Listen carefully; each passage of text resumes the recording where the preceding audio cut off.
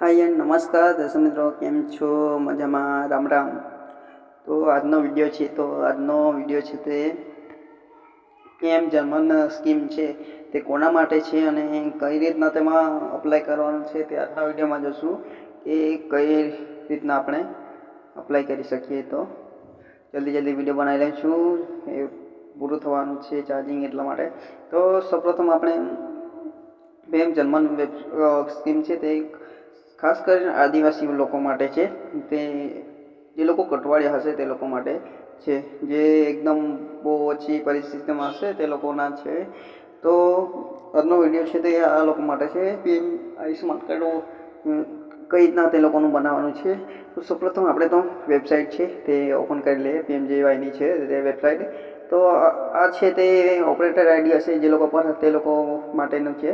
તો જે લોકો પાસે ઓપરેટર આઈડી છે તે બનાવી શકે છે।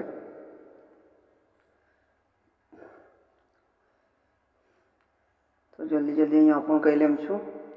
પછી આ વેબસાઇટ છે તે આ વેબસાઇટ વિડીયોના ડિસ્ક્રિપ્શનમાં તમને મળી જશે। તો અહીંયા હું સૌપ્રથમ અહીંયા મારો મોબાઈલ નંબર જે કંઈ હશે તે નાખી દઉં છું।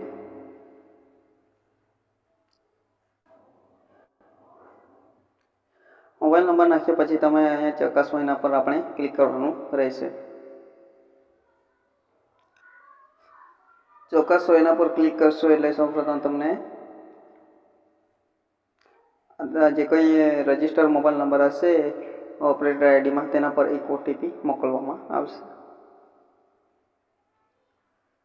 ઓટીપી આવી રહી છે।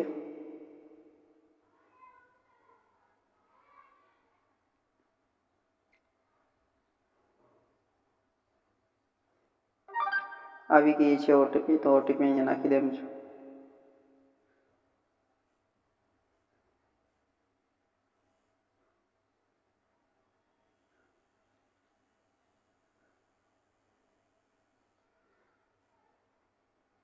ઓટીપી નાખ્યા પછી અહીંયા કેપ્ચા કોડ આપણે નાખવાનો રહેશે। જે કંઈ કેપ્ચા કોડ હશે તે નાખી દેવાનો છે।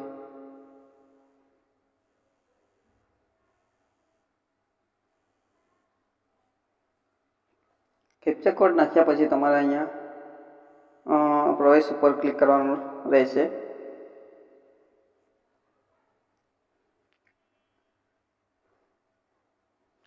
થોડી વાર લોડિંગ રહેશે। સક્સેસફુલ અહીંયા આપણે લોગિન થઈ ગયા છે। તો અહીંયા જોઈ શકો છો નવું કાર્ડ શોધો, આધાર કાર્ડ લિંક, આધાર કાર્ડ ડાઉનલોડ, આધાર કાર્ડ ડિલિવરી એનું છે। આધાર કાર્ડ ડિલિવરી એમાં કોઈ ના પણ જો આવ્યા નથી। પછી સૌપ્રથમ આપણે ટોપિક પર જઈએ। તો આપણે નવું રિન્યુ માટે આ બીજો પહેલું ઓપ્શન છે એના પર આપણે ક્લિક કરવાનું રહેશે। પછી ગુજરાત તમારું જે કઈ રાજ્યમાંથી તમારી ઓપરેટર આઈડી હશે તે રાજ્ય આવી જશે, કઈ રાજ્યમાંથી તમે અપ્રુવલ કરાવેલી છે। તો પછી અહીંયા સ્કીમ આવશે। તો પીએમ જનમન સ્કીમ છે તે કોટવાડિયા માટે છે। ખાસ કરીને કોટવાડિયા હશે આદિવાસી વિસ્તારમાંથી। ડેડિયાપાડા સાગબારા છે, રાજપીપળા છે, પછી અક્કલકુવા નંદરબાર છે। આ લોકો વિસ્તારમાં કોટવાડિયા વધારે છે તે લોકો માટેની છે આ સ્કીમ। તો અહીંયા પીએમ જનમન ઉપર ક્લિક કરી દીધું છે। આગળ વધો એના પર ક્લિક કરવાનું રહેશે। પછી સભ્યનું નામ લખવાનું રહેશે તમારે।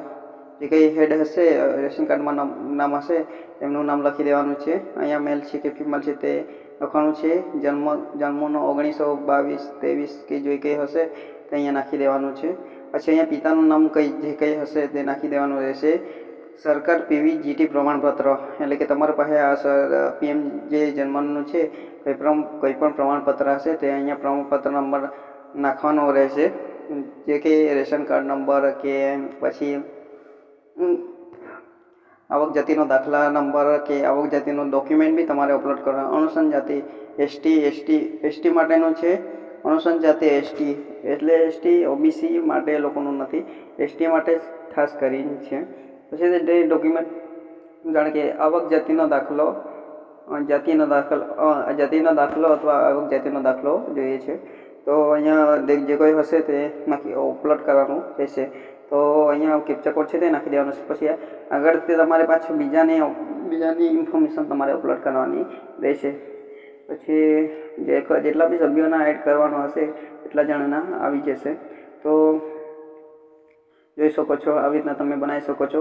તો પછી તમારાથી તમને આવડતું હશે કે નહીં આવડતું હશે કે મને ખબર નથી, પણ નહીં આવડતું હશે તો નજીકના CSC સેન્ટર અથવા PSC હોસ્પિટલ અથવા સરકારી હોસ્પિટલ, સિવિલ હોસ્પિટલ હશે તેમાં આપણે જવાનું છે. તો આયુષ્માન ત્યાં 100 કે 50 રૂપિયા ચાર્જ લે છે. તો તમારું PVC કાર્ડથી તમને બનાવી આપશે તે લોકો.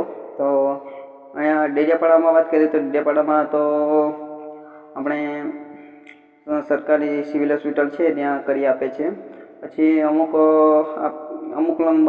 જણના રેશન કાર્ડ ચાલુ હશે તે લોકોના તો મારા જેવા જ ઓપરેટર હશે તે લોકો બનાવી આપે છે, અથવા CSC સેન્ટર હશે તેના પર તમારે જઈને બનાવી લેવાનું છે. તો આજનો વિડીયો આ હતો કે કઈ રીતના તમે આવી રીતના બનાવી શકો છો. ને શાકભારા એ બાજુ મને ખ્યાલ નથી, જે લોકો કોન્ટેક હશે તે લોકો કરી શકો છો. હોસ્પિટલમાં ખાસ કરીને બનાવી આપે છે. તો હવે હોસ્પિટલમાં બી માગે જ છે. તો આજનો વિડીયો હતો કે તમે કઈ રીતના આયુષ્માન PM જે જન્મન છે તે કઈ રીતના બનાવી શકો છો. આજનો વિડીયો આજે સમાપ્ત કરીએ. આવજો.